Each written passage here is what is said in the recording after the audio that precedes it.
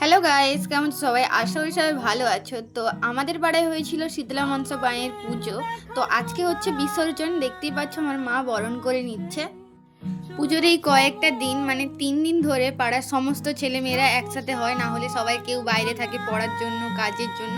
সবার সাথে সবার দেখা হয় না, কিন্তু এই 4 দিন সবাই মজা করি, খুব মজা করি।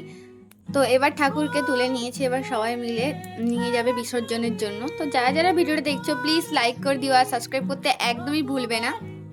প্রত্যেকে সবাই সিঁদুর খেলেছে, আমি পুরো ভূত হয়ে গেছিলাম। তো তারপর ঠাকুর বিসর্জন হওয়ার পর আমাদের সেই দিনই ফিস্ট ছিল, মাংস ভাত ফিস্ট। এতদিন নিরামিষ হয়েছে, মহোৎসব হয়েছিল। তো আজকে সবাই বসে গেছি, দেখতে পাচ্ছ।